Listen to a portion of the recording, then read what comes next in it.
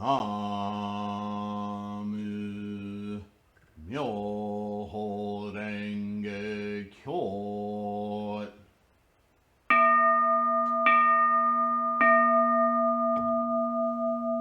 나무 묘호랭개교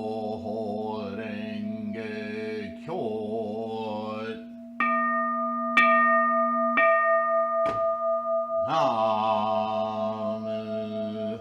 묘호랭개교.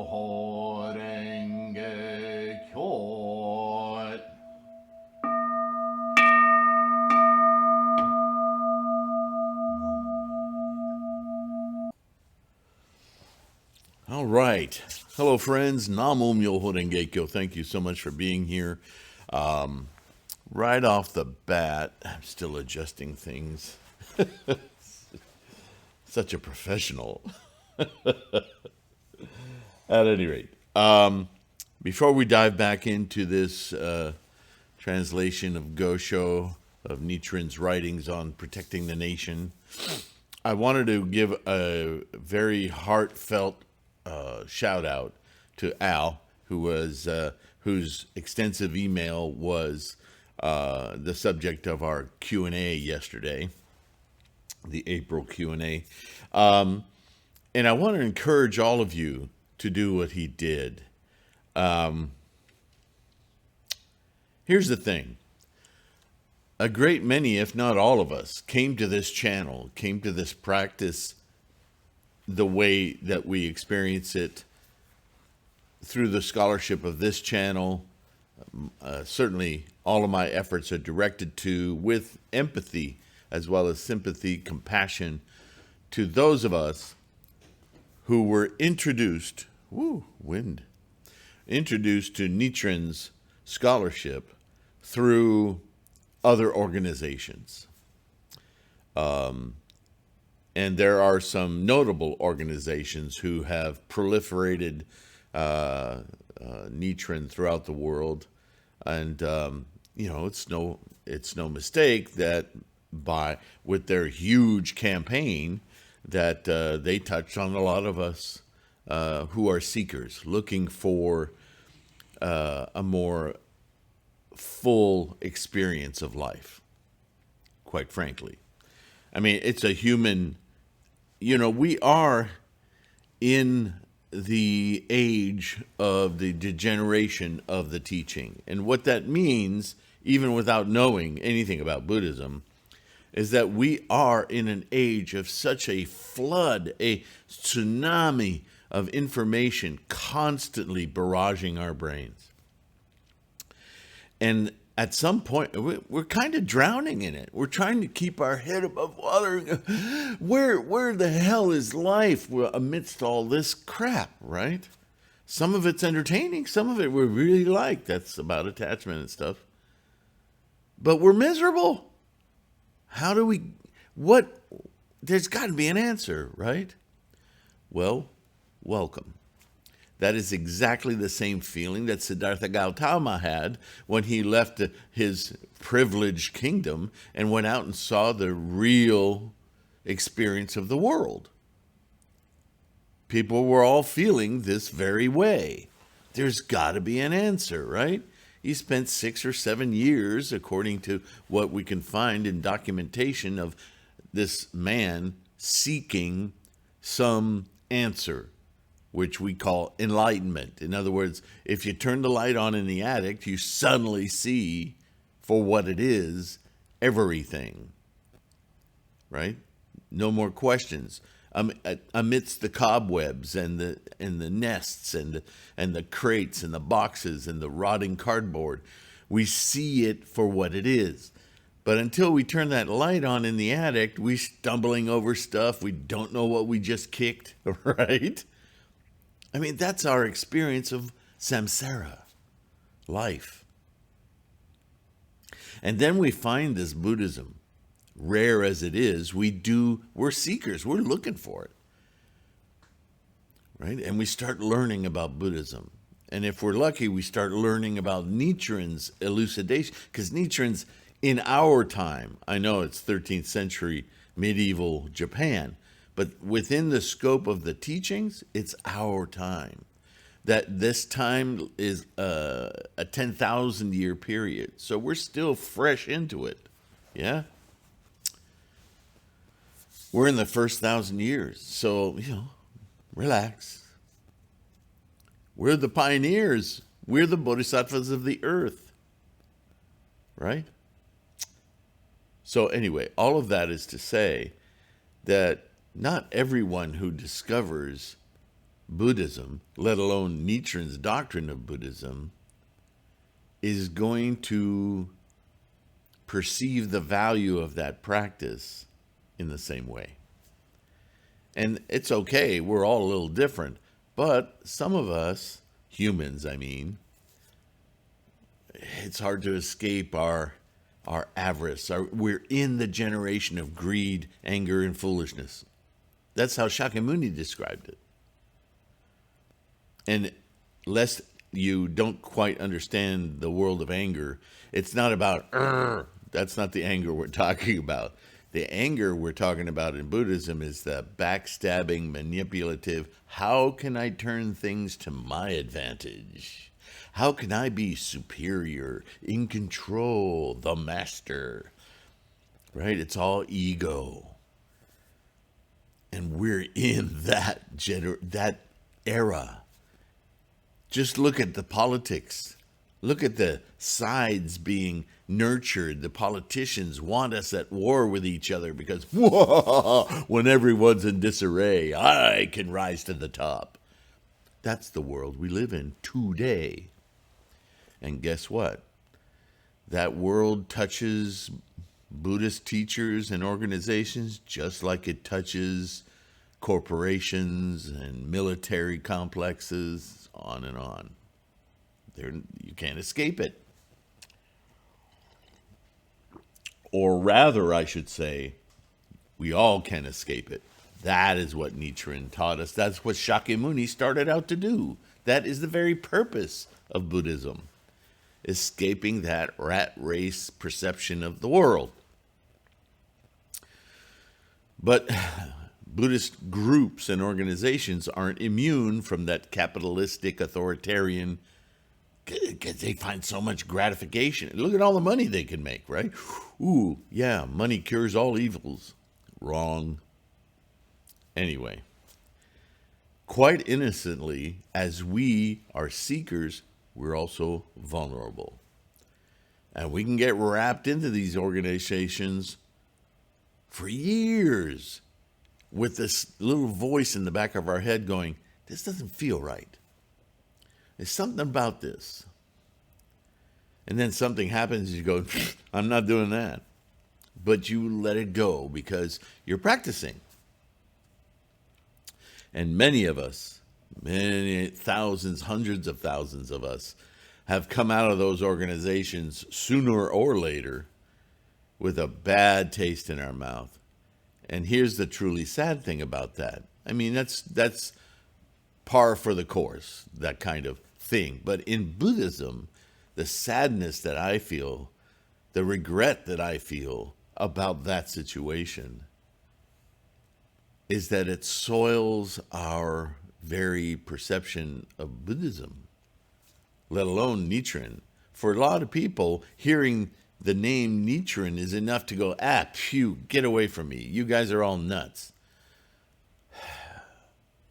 That is the most lamentable thing I can think of. Because it's not Nichiren that's the problem, nor Buddhism. It's the groups that have soiled the experience for us, that have turned it into yet another programming tool. So for their gain. It's like, how many times are you going to try Amway before you go, this isn't fair, this isn't right, this isn't the way to be. Whatever your issues are, you're not wrong. So, if you have a list of questions that continue to nag you because of the programming that you receive from certain organizations, and it's getting in your way of practice, Oh man, don't let that continue. Send me your emails. Send me your comments. Let me know what you're struggling with. You are not alone. And that's why I do these Q&As, because these Q&As bubble out of your questions. And sometimes, I got to be honest, sometimes I read through some of these and I just get so upset. Not at you, not at the person who's sharing this crisis with me, but the fact that you were taken to that point. I feel...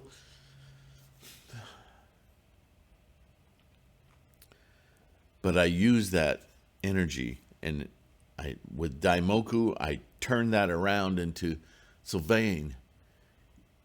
I don't care how many times you've talked about this. Approach it for this person. Approach it again. Because I know for every one of you that has the courage to send me those questions, Al, John, Tammy, all of you guys. There's a lot more than those three, but every little question, every major question that you send to me, I take it to heart. Because I need to disabuse you of the crap that's been attached to your experience of Buddhism. Buddhism is not those agendas. It's very, very clear. And Nichiren is our mentor, shows us the way. How many people in the world do you think still see chanting the Daimoku of the Lotus Sutra as some magic potion to get stuff? Now, repeatedly, I demonstrate to you with passion sometimes how completely opposite of Buddhism that is. Right? Just think about it. Forget Nichiren, forget Dendai, forget all of these teachers. Think just raw Buddhism. Why does Buddhism even exist? For the very reason that we do not do that. There is no magic in Buddhism. There is only truth. And you may say, well, the truth is I need a better job. Absolutely. Not faulting you at all. But directing your practice to get a better job? Do you see how completely turned around and screwed your idea of Buddhism is? Buddhism is simply saying that whatever your life condition, lousy job, bad relationship, car that don't run, isn't a product of some other source. That whole idea of self and other is the point of Buddhism. That's the primary illusion. That if you get your mind right, if you open Buddha in your mind and you turn the light on in the attic and you see what's really happening in your world, that the influence, the participation that your life force, your life entity, like a rock or a pebble in a lake, ripples into your environment. And so the idea in Buddhism isn't that your environment is what's causing you anything. Your environment is a reflection of who you are inside your mind. And so if you get your mind right, like turning on the light in the attic, your environment will mirror that too. And so if you need better relationships, better transportation, whatever it is that you need, will be mirrored in your higher life condition. You don't need to try to achieve those things. Those things are your signposts, your indicators of what you need to fix in your mind. We call it karma. The karma, the energy that makes you think a certain way, behave a certain way, experience a certain way. What you're missing is the connection between your mind and your environment.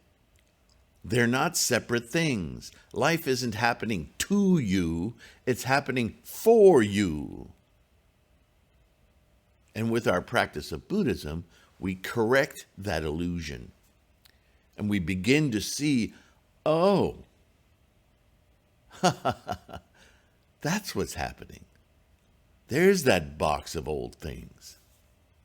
There's all this new stuff. Oh my goodness, I never looked at this part of the attic before. Aha, what a difference a light makes. Enlightenment. Yeah? So there's no space, no room in the teachings of Buddhism to teach magic. It's not what's the English translation? A wish-granting jewel. That's used as an expedient means to get people to pay attention, but that's not what we do. What's more to the point of what we do, which Nichiren says a lot, is polishing this mirror. Because what is a mirror? But a reflection. So when we're struggling with life, when we're having a hard time with whatever the problem you might perceive is, that's just a messed up mirror. It's got gunk all over it. You need to get out your Daimoku Windex, your Daimoku window cleaner, and spray the hell out of that mess and start wiping away all this illusion. And then, look, you're polishing your mirror. Right, Al? It's a self-practice. That's what the Lotus Sutra is. It is Shakyamuni saying, hey, this is how I did it. This is how you do it. This is how anyone can do it. Polish that mirror. This one vehicle, just Namo Myoho Renge Kyo, and you're on your way. No, when you chant that, you're not chanting for stuff. You are chanting to polish your mirror, to let that shining Buddha clarity, 100-watt bulb, enlighten you. Doesn't that make sense? So, let's put the magic aside. Let's practice this the way it's meant to be practiced, with the goal it's meant to achieve. And let's start experiencing this amazing cleansed mirror. When you cleanse your mirror, everything will make sense. And it won't be about better or less or more or whatever. You'll experience everything your life has potential to experience.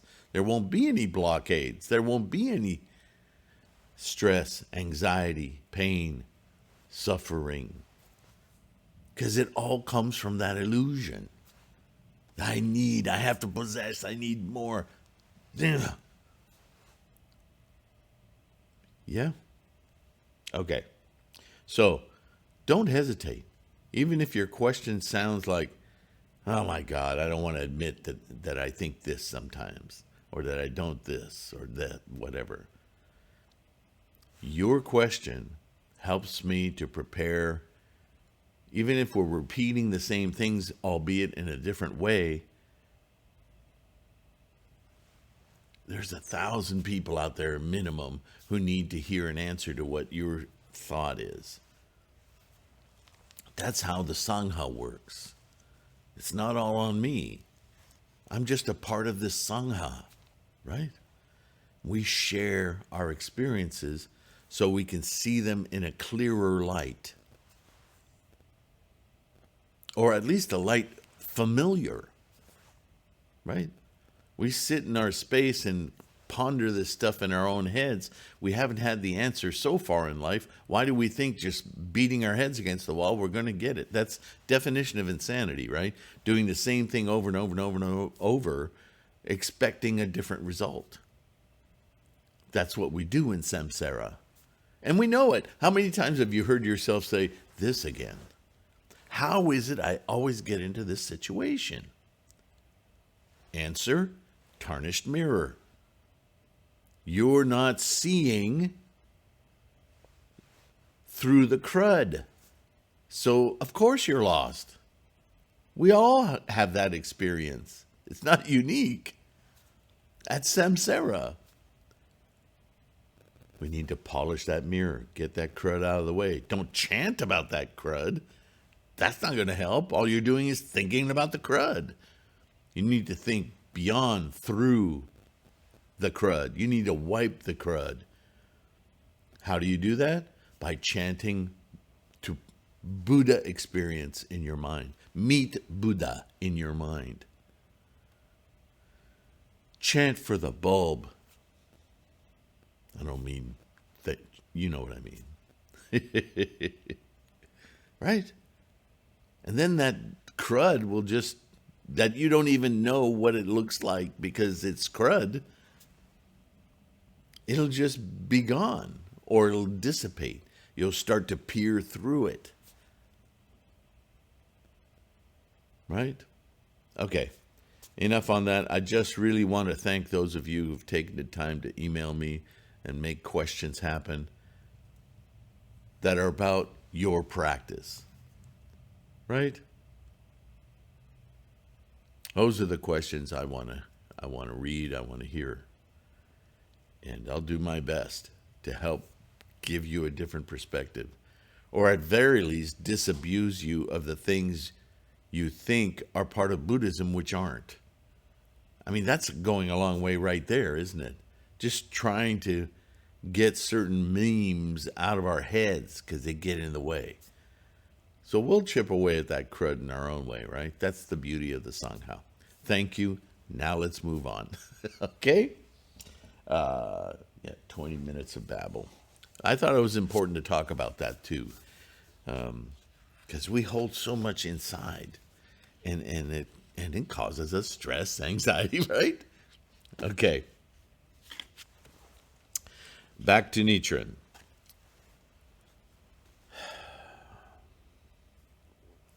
The Shugo Kokaron, a treatise on protecting the nation. And which part are we in now? Part 9.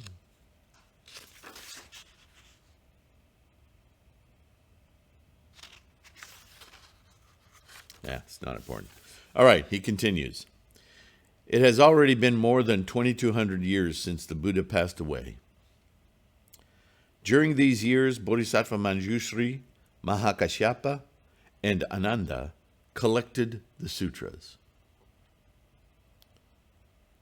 And after that, many bodhisattvas of high virtue, called the Four Reliances, appeared in this world to write commentaries to explain the meaning of the sutras. However, later commentators in India began to misunderstand. While some translators into Chinese were not well versed in both Sanskrit and Chinese or adhered to provisional teachings, forcibly interpreting the meanings of the true sutras and commentaries to be those of the provisional. Do you get that? Do you get how important it is to realize that?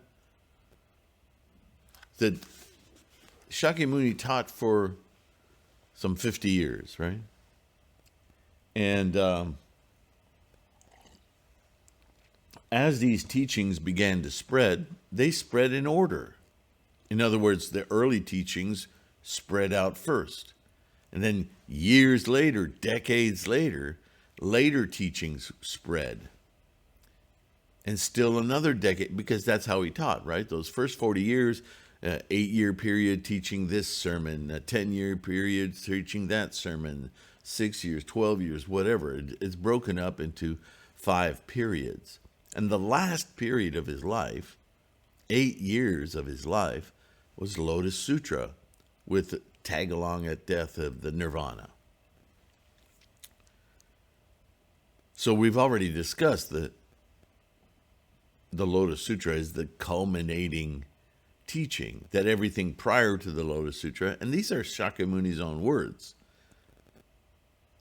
everything prior to the Lotus Sutra, basically provisional, but basically not Mahayana, even though, yes, many are considered Mahayana, and the earliest teachings, the Agama Sutras, the Tripitaka, Hinayana, the smaller vehicle, the vehicles that say it's going to take you millennia to attain Buddhahood. That's all speaking to the capacity of the people at that time. Ultimately, we get to the Lotus Sutra, which is self-practice. It's a singular practice. And for the reason that it is your effort that enlightens your mind, not someone else's. Right? Buddha is something for you to experience on your terms. Nobody can take it or give it. It's a realization within one's own mind. Therefore, it doesn't take millennia or, lifetimes, quote unquote. Because we then discover by that time that lifetimes are happening in every moment. We know this since Tendai, Chi, right? 3,000 realms in a single thought moment. All of this is critical to understand in its proper order.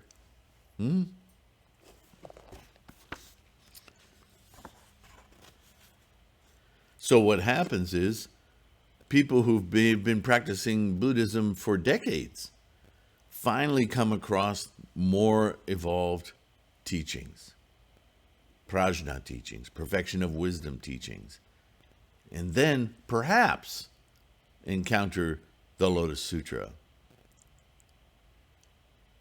recited or transcribed, and they're saying, well, here's another wisdom sutra. It's about perfection of mind, although it says it in a different way, and we'll just group that with that. Well, that's a big mistake. It's a paradigm shift in teaching, the Lotus is. But not everyone who was a scholar realized that, because they'd been practicing a certain way for so long. How could it be that they've been wrong all this time? Yeah? Not so much wrong, but what's the colloquial term? I want to say something like horseshoed, or, they've been, what's the word I'm looking for? Restrained? Anyway, their perception of Buddhism, because of their scholarship and their resolve, when they learn this Lotus Sutra, they just inculcate that as another of the same, instead of seeing it for the paradigm shift that it is. That's the way of things, right? So this is why there ends up, over time, there's always this difficulty in Buddhism that someone with the deeper insight comes along and goes, no, you haven't classified that correctly. This is a big difference. This was Tendai's job, or actually Chi, but he's known as Tendai because of the mountain, right, that his monastery was on. So this is what Nichiren is referring to. And the language differences, which I talk about all the time, right? That language comes with a certain cultural bias. And so much so that a lot of Chinese transcribers were having trouble finding Chinese terms to conceptualize what they were reading in Sanskrit. Kumarajiva is one of those great scholars. And he assembled a lot of transcriptions of different sutras, and reordered them and got rid of some that didn't belong, so that he could hone in on what the teaching was at that time, that combination of chapters that would result in this culminating teaching, like the Lotus Sutra, 28 chapters, an introduction, an outro, right?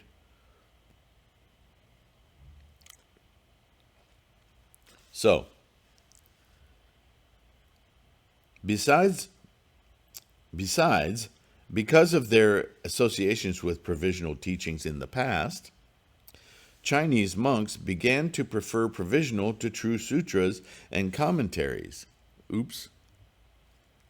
Moreover, if they found a passage which did not suit them, even a little, they forcibly interpreted it in such a way to agree with their opinions.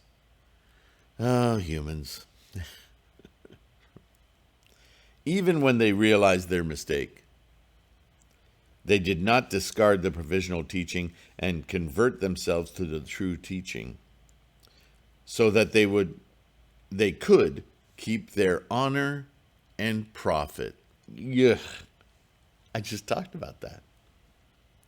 Or in order not to lose the patronage of their followers. So they know they're not teaching correctly. They know they've made a major error. But if they admit to it, they might lose that money tree, or their prestige, their position in government. That, to me, is the most lamentable thing. That you commit yourself to enlightenment, the most amazing method, teaching of self-realization. And you find one day, crap, I've been doing this wrong. A lot of what I've been doing is correct, but I've been crapping all over it with these stupid mistakes. But I can't tell anyone because I'll look like an idiot. Or I can't tell anyone because I'll lose a lot of revenue. Or I might get fired from my position of prestige in the government. So let me just go on, and maybe I'll change my language just a little bit so some might get a clue, but I'll adhere really strongly, and in fact, I'll create new arguments for the way we believe the provisional stuff, and I'll slide in some key words. I need to assuage my guilt somehow for being such a dunce, right?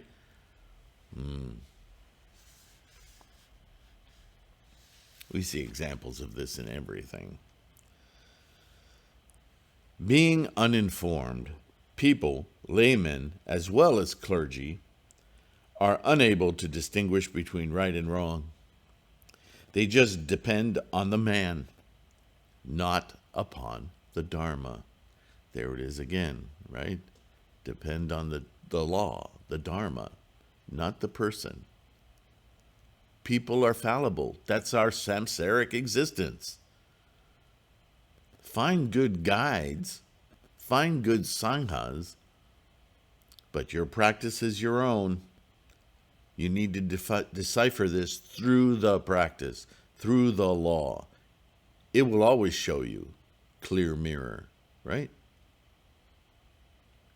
And also that goes for excellent teachers, because even the most excellent teacher can't control the way you perceive the teaching. That's why it's all the more important that the teacher be clear and talks, teaches, shares in the context of the clear mirror. These teachers know they're not doing that, but they can depend on human beings following them rather than the Dharma. How lamentable. They follow the evil Dharma in which many people put their resolve, even if they know it's an evil one or an obstacle one or an incorrect one. And they do not believe in the true Dharma advocated by one person without followers. There's a big clue. The guy who's telling it like it really is isn't popular. He makes it hard. He makes me responsible for all my actions. Screw him. I like this group because it's fun, right? It's comfortable. It is sad that most people remain wandering in the world of illusion. Even in seeking freedom from the chain of life and death, birth, death, birth, death, birth, death, they most likely depend on provisional sutras. It is regrettable that these sinful people, what does that mean? See, that's one of those English translations that I don't like. Sinful just doesn't belong in Buddhism, really. What he's talking about is people that are working against themselves. Oh, that makes sense, right? Regardless of good or bad, are unable to escape the chain of life and death because they've committed to the samsaric existence instead of their Buddha existence. That's what's so sad, right? They're trying, they think they're trying, and even when they find out there's something wrong with what they're doing, they don't either want to admit it to themselves, let alone anyone else, or they're so comfortable in the group they're in, they don't want to dare upset the balance. That's a critical decision being made by people who know what they're doing isn't correct. Nevertheless, says Nichiren, all ignorant people in the world today, even if they might be persecuted in this life, should believe in the passages cited earlier from the Nirvana Sutra, Facile 9, supporting the Lotus to be the prime sutra, and should try putting resolve in the Lotus Nirvana Sutras. Right? He includes the Nirvana in the Lotus Sutra because the Nirvana is really just an extension of, will you stick with the Lotus Sutra? He's dying. Everyone's worried. You're leaving. What are we going to do? And he keeps reminding them, go on, keep doing the teachings I've been teaching for 8 years now. Rededicate yourself to that. In place of your love and admiration for me, I'm leaving so that you can refocus yourself on Lotus Sutra. The reason is that even trivial matters in the world lose truth, and mistakes about them increase when transmitted many times by word of mouth. How much more so with the profound doctrines of Buddhism? In more than 2,000 years after the death of Buddha, or Shakyamuni, so many false doctrines have been added to Buddhism that not even one out of 10,000 may be the true teachings. Because it's opinions, right? Opinions change depending on the perceiver, the hearer. Right? Language, the problem of language. No matter how many ways I say the same thing, if you're not prepared to hear what I'm trying to convey, you're going to bolster your own way. You're not going to hear the truth. That's just human nature. Sorry, I keep looking to the side. There's all kinds of noises, wind, everything else happening out there. Distractions, the very thing that we're talking about, right? Many Buddhist scriptures, therefore, have errors. For instance, the doctrine of the, quote, inherent seed of natural emancipation from delusions preached by the Meditation on the Mind-Based Sutra denies Buddhahood for such as men of Sravaka and Pratyeka Buddha. The chapter on the transmission in the Lotus Sutra is placed at the end in Dharmakasa's translation instead of the 22nd chapter as in Kumarajiva's translation. How interesting that comes up. We were just talking about that. 16 characters not found in the Sanskrit original are arbitrarily added by the great commentary on Abhidharma, translated by Shuang Chang. The consciousness expounded in the collection of Mahayana essentials by a Sangha is divided into 8 parts in one translation by Xuanzang, but 9 in another by Paramartha. Discrepancies exist between Vasubandhu's commentary on the Lotus Sutra and the Lotus Sutra in Chinese. The treatise on the Nirvana Sutra by Vasubandhu states that the Lotus Sutra is smeared by evil passions. The Hoso sect insists that those with fixed nature of Sravaka and Pratyagabhuta and Ichantika without the Buddha nature will never attain Buddhahood.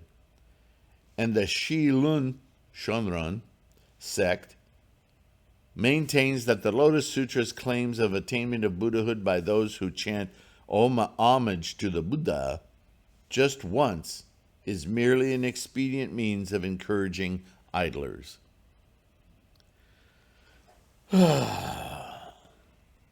So once again, I will remind you, I started this talk talking about organizations that meander and take you away from the central practice for their own aegis, for their own agenda, right? The Lotus Sutra, because it is the supreme teaching, isn't immune from human behavior. So it takes a keen mind. Notice I didn't say intellect. It takes a keen mind not only to turn the light on, but to know how to reach for the switch, click the switch, and then observe what the light provides to your experience without editing it and choosing to see something else. Because we can do that. These are all mistakes rendered by translators of sutras and commentaries and teachers of various sects. The very subject I didn't know I was going to read this, but it fits quite well, doesn't it? There are many more errors besides these in sutras preached in the 40 years or so before the Lotus Nirvana Sutras.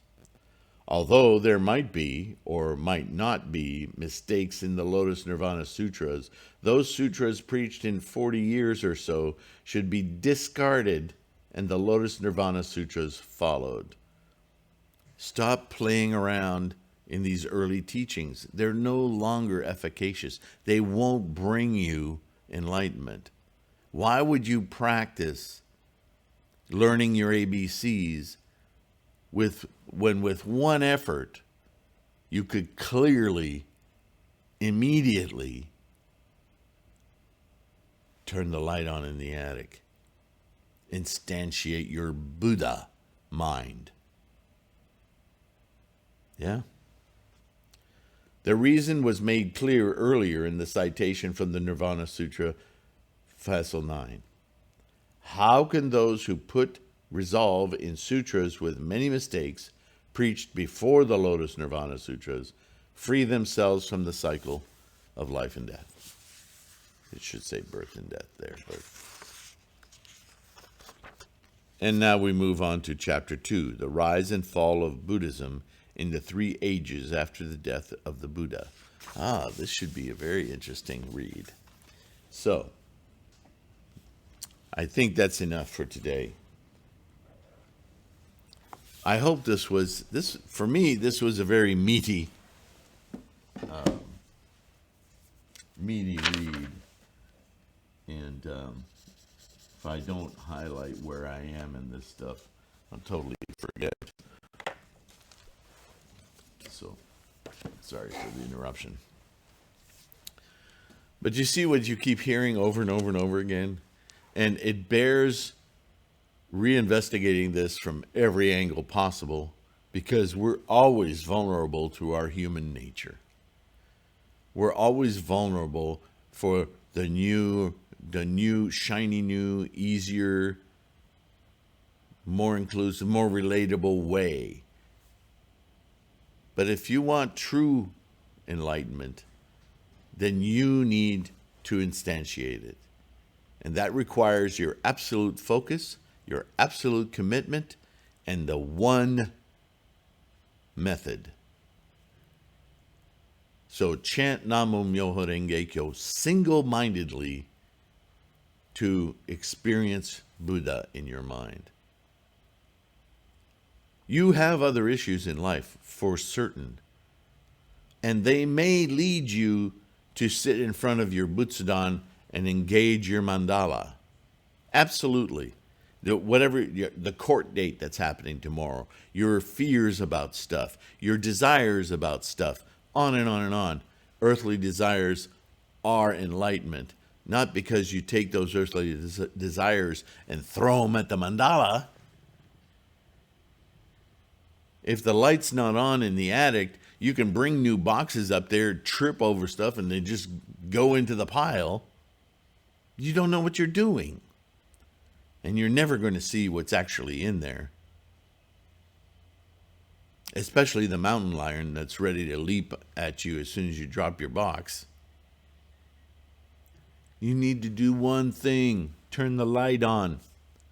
So yeah, all of that other stuff may drive you to your Butsudan.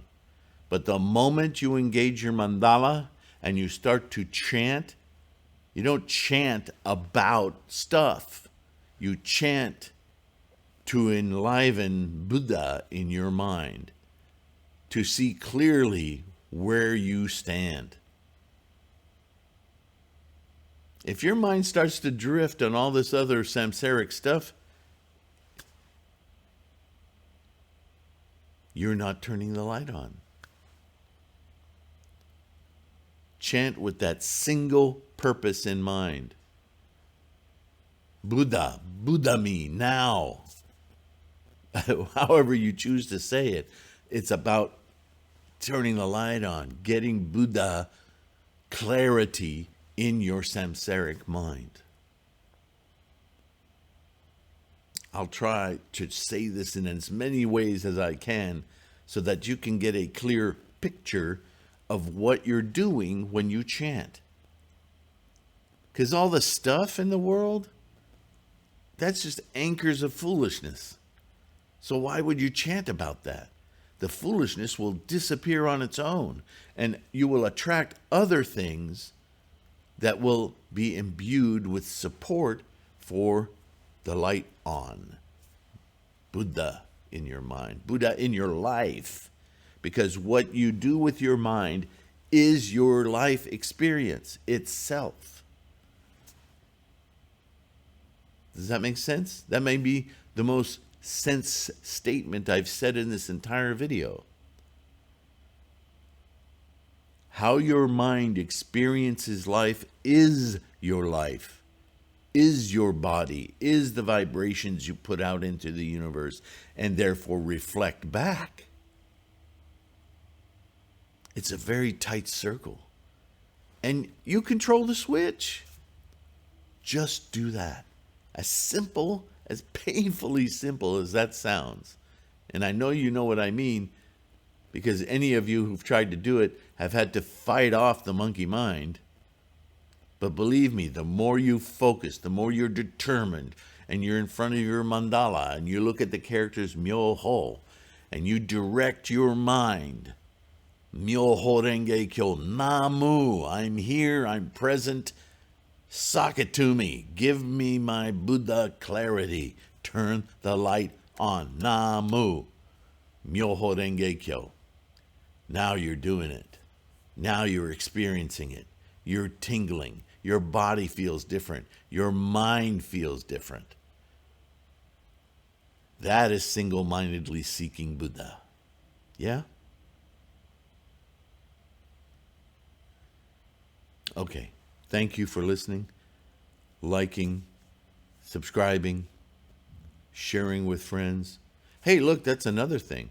If you've got people that you know who've been in other organizations and gone, I'm not doing that ever again, ask them to write down 3 things that they distinctly don't want to do again, that they have questions about. I don't want to hear bitch letters. What I want to hear is people saying, this is what stopped me. Explain that. This is what I don't get. Explain that. Yeah, have them write a letter and email it to me. Or email it to you so you can email it to me with maybe some background from your relationship with this person or how they are influencing your doubts. Yeah? Now we're getting into the meat of the matter, right? Send that to me. Let me know what the heck is going on. Because for all of those who dedicated to something to turn the light on in their attics and were dissuaded by whatever, we need to rescue those people. They're already exposed. They already know. Their lives have the seed of Buddha opening in their minds, and then something stopped them cold. That's not right. That's so sad. As rare as it is to confront these teachings, to know that somebody has practiced and been dissuaded, we need to know what that is. We need to fix that. We need to clear that away from the mirrors of our environs, right? Because they're our friends. Or maybe no longer. Yes, it's that damaging. Even if you have to do it in the second person, they don't want to talk about it anymore. But you know what they're always saying to you when you bring it up. Let me know.